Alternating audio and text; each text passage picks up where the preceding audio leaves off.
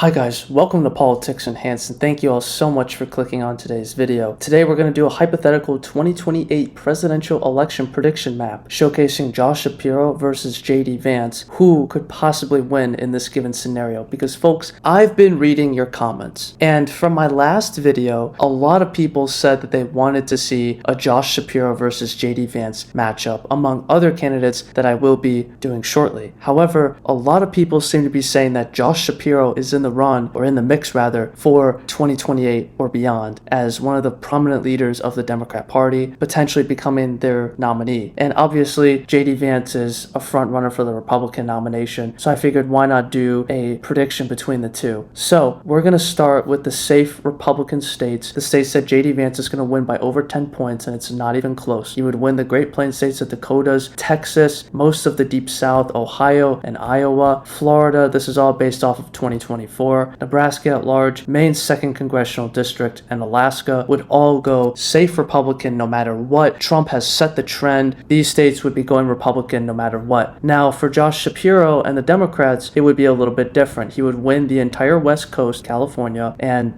Hawaii. He would win most of the Eastern Seaboard. He would win Connecticut, Vermont, New York would probably be safe in this scenario, and Maine's 1st Congressional District alongside Colorado would all be safe for Josh Shapiro and the Democrats, whoever his VP would be. And it would probably be Raphael Warnock or one of those individuals. I'll get to that in a later video. But as of right now, Josh Shapiro's at 158 electoral votes. JD Vance would be at 219 electoral votes. Now, looking at the map, we have a lot of states that still haven't been filled in, and obviously we're going to have to see how Donald Trump's second term goes, if he does a good job as commander-in-chief, if people strongly approve of the job that he's done. His favorables and popularity is at an all-time high right now. I'll make a video on that soon. But as for right now, we are going to do the likely Democrat states, the states that would go for Josh Shapiro anywhere from 5 to 10 points.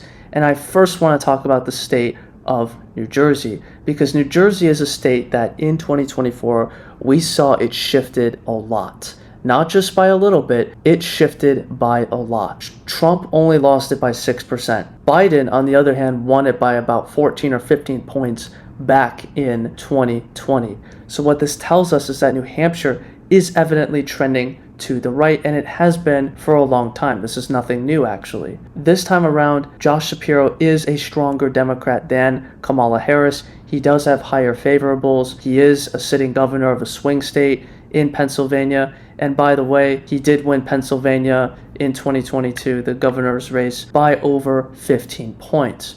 Now, this doesn't mean that it's going to translate to him winning the popular vote by 15 points, but you do have to consider that he is popular within his home state, and that will have effects in other states, especially nearby states like New York, New Jersey, Maryland, those places in particular.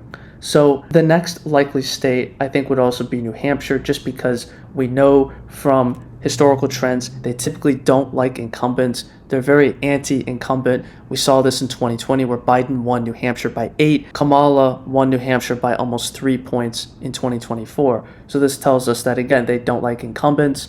Obviously, even if Trump has a very good term, New Hampshire would probably vote for Josh Shapiro and the Democrats by 6 to 8 points in 2028. And the next likely state on this map, the next likely Democrat state, would be the state of Illinois. Now, again, Illinois is one of those states that has been trending more Republican. Do I think there's a corner to it?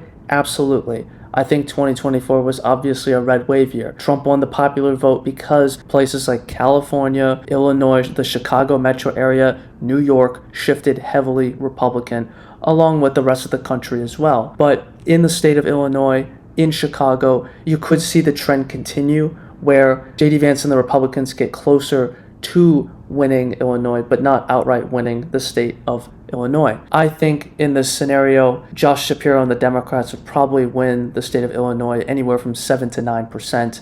So it would trend slightly to the right, but I don't see it shifting vastly to the right or even becoming competitive in 2028. Maybe in the 2040s, it'll be a different story, but as of right now, I just don't see that happening. The next likely state or electoral vote would probably be Nebraska second. Again, this is a suburban electoral vote. and there's a lot of suburban individuals. You have high populations of white working class voters, which do tend to be swing voters. We'll just have to see how Josh Shapiro is on a national level, but I do see Nebraska second going for the Democrats, whoever the Democrat nominee is, not just Josh Shapiro, probably by about 6 to 7%. And now looking at the map, it's beginning to look a lot more like the swing state map from 2020, and we still have a few more states to fill in. So next, I would like to fill in the likely Republican states, the states that will be going Republican anywhere from 5 to 8%. And obviously, there's not going to be a lot on either side, but I do believe that the state of Arizona, we have seen a corner being turned. It was trending more and more Democrat. However, in 2024, Trump reversed that. The Hispanics, they came out and they voted for Donald Trump to be president, and Trump did great. Not just Trump, but the Republicans did really good with Hispanic voters. And I think you'll see that continue into 2028, 2032, and beyond as they become more integrated in American society as a whole. Second and third generation Hispanic voters tend to vote more Republican than first generation immigrant individuals who come to the United States. So that's why I see Arizona being probably a 5 to 6 point win for JD Vance and the Republicans. And arguably, you could even say the same for Nevada, which shifted heavily Republican.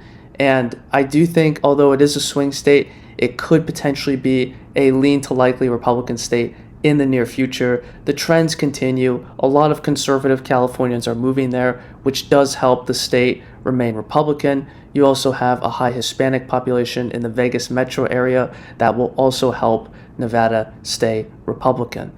And honestly, looking at this map, I think that is it for the likely Republican states. And now we're going to do the lean Democrat states, which there are quite a few. So we're going to go west to east, and we're going to start with the state of New Mexico.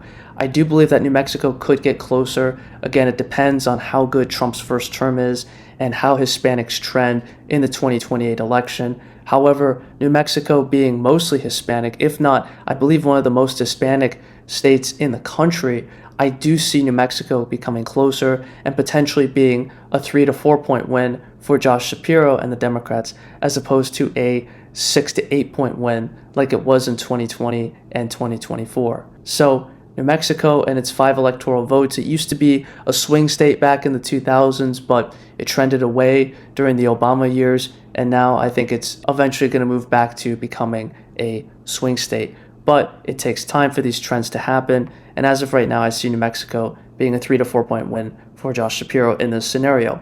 Next, I want to talk about the state of Minnesota, because Minnesota is one of those states that always votes Democrat, although it votes Democrat by varying margins. This time around, Josh Shapiro, being a Democrat from the Rust Belt, does help him out in a state like Minnesota. However, I think it's important to note that although he's from Pennsylvania, I do think that just being a Democrat and being a Democrat from the Rust Belt would help him in a state like Minnesota, which tends to always vote for Democrats no matter what. I'm not really sure why that is. It voted for Kamala Harris by 4 points, even though Trump won the national popular vote. It's a Democrat state, but by varying margins. So I think he would win it by probably 4.5%, almost 5%. You could even call it likely, but I think it would be lean in this scenario, just given the trends and given how everything is at the moment. Next, I think Virginia would also be a lean Democrat state in this scenario. It would probably be, again, a 2 to 4 point win for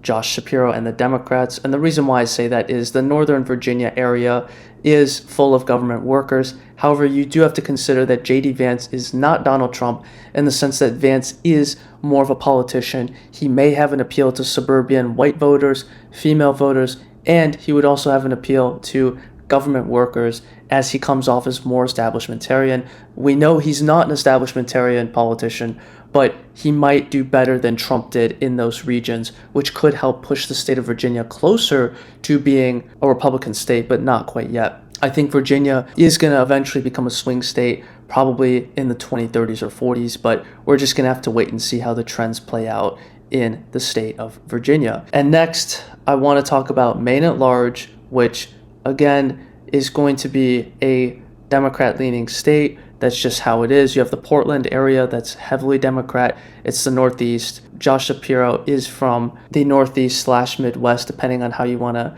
look at it. and I do think that would help him win Maine at large. And last but not least, we have to talk about the state of Pennsylvania. Pennsylvania and its 19 electoral votes. This is an extremely competitive state. In the last 3 presidential elections, we've seen it been decided by under 2% each time. And I think because of how well Josh Shapiro did in the state of Pennsylvania during his gubernatorial election, in addition to how good Democrats usually do in gubernatorial elections, period, as we can see here, here's Tom Wolf, and he won by 17 points in 2014. Tom Wolf won by 9 points in 2010. Pennsylvania actually did have a Republican governor, but that's beside the point. I do think that because the Democrats do so well in elections, at least in gubernatorial elections in the state of Pennsylvania, I do think Pennsylvania would be a lean Democrat state for Josh Shapiro. He's likely going to win a second term there. He's popular, he has a high approval rating, and ultimately I do see Pennsylvania going for Josh Shapiro, at least on a national level. But that doesn't mean that the rest of the Rust Belt would necessarily go that way, but it's just something to consider that the Democrats on a gubernatorial level are very popular in the state of Pennsylvania. We're just going to have to wait and see how future Republicans handle Pennsylvania. Trump might have been an exception in winning the state of Pennsylvania. He might have had a unique appeal in the state of Pennsylvania that JD Vance might not have.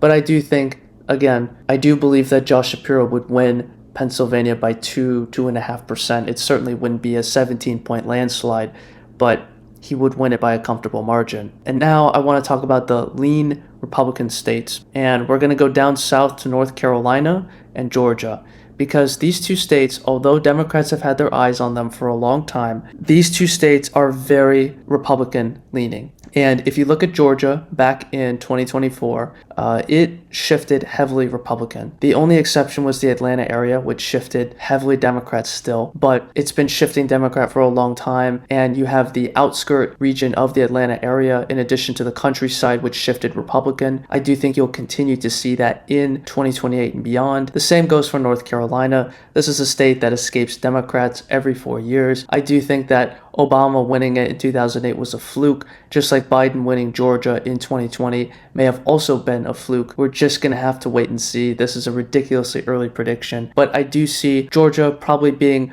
a 2.5 to 3 point win for JD Vance. I think him being establishmentarian might help him in the suburbs, which could give him a little boost. And the same goes in North Carolina as well. And now I want to talk about the true toss-up states, the tilt states that will be decided by under 1%. And as you can see, this is a pretty close race electorally speaking. JD Vance is at 268 electoral votes and Josh Shapiro is sitting at 245. And the last 2 states, I believe, that will be very competitive in 2028 are the states of Wisconsin and Michigan. Wisconsin, surprisingly, was the closest swing state in 2024. It was tilt Republican, and Michigan actually voted to the right of Wisconsin, which I wasn't expecting. I would have never predicted that. But when looking at these 2 states, they are going to be close. The demographics in Wisconsin do favor JD Vance and the Republicans, while the demographics in the state of Michigan do favor Josh Shapiro and the Democrats. However, there is one problem that Josh Shapiro has in the state of Michigan that I know people might not agree with, and I don't mean this in any negative way, but the fact that he does support Israel and he is, I believe, Jewish leaning, or he has some Jewish background, I think would hurt him in the state of Michigan, primarily because there is a heavy Arab and Muslim population, which did come out and vote for Donald Trump and the Republicans in 2024, delivering him the state of Michigan. So with this said, and the fact that in 2024, Kamala Harris didn't choose Josh Shapiro because of his stance on Israel. That was kind of a major thing within the DNC that nobody really talked about. But I think that JD Vance would barely win the state of Michigan and its 15 electoral votes. That would really be the true bellwether in this election, just because, again, Josh Shapiro and the Democrats wouldn't really have a strong footing given their neutrality on the Israel-Palestine conflict. And I'm not sure how that's going to look in the next 4 years, but given that Trump supports Israel and given that Josh Shapiro is Jewish or has some Jewish background, I don't think Josh Shapiro would simply switch sides and start supporting Palestine or choose a side and start only supporting Israel. I think that would look really bad for him. And Democrats have obviously put themselves into a very tough box in that with that issue because they're just going to piss off both sides depending on what they say. So I think Michigan would go for JD Vance probably by less than what Trump wanted by, but I'd say by 0.5%, maybe almost 1%. It depends on the Detroit turnout and Traverse City and the northern Upper area, who comes out and votes. Because Michigan is decided by turnout. Wisconsin would be a different story because the state of Wisconsin, although it's demographically favorable to Republicans, it does have a lot of swing voters. You do have a lot of white voters, and Josh Shapiro might be able to make a case there as to why they should vote for him over JD Vance. But Wisconsin voted for Trump twice. It is becoming more of a swing state. It is trending more Republican. This is true. And even in 2020, when Biden won the popular vote by 4.5, he barely won Wisconsin. So typically Wisconsin is usually a right-leaning state, and in 2024 it did vote for Trump by almost 1%, which is quite a lot given how Wisconsin's decided by under 1% in every election. I think this would be the true battleground, and it's just hard to tell because Vance does have a lot of Rust Belt appeal coming from Ohio. He does have a lot of favorables. He is Trump's vice president, so it would be like voting for Trump again. However, Josh Shapiro is also from the Rust Belt. He does have Rust Belt appeal. He is a Democrat from the Rust Belt, which Josh Shapiro is more of an ancestral Democrat from the Rust Belt. So I'm not sure how that would really play out in the state of Wisconsin. It truly is a toss-up in my mind, but I do think that JD Vance would be able to barely pull out a victory in the state of Wisconsin, probably by the skin of his teeth, less than 0.5%, and that would give him 293 electoral votes to Josh Shapiro's 245. Obviously, this is a very early prediction, but also this is assuming that Trump has a good term, he has a high favorability, JD Vance is popular, Trump has a good approval rating, you name it. A lot can change, a lot can happen in the next 4 years. That's an eternity in politics. But I figured I'd make this prediction. If you haven't already, I kindly ask that you please like, comment, and subscribe. Hit that notification bell, share with a friend, and comment down below what you think, if you agree, if you disagree, and what you would like to see next. Thank you all for listening. Politics Enhanced, out.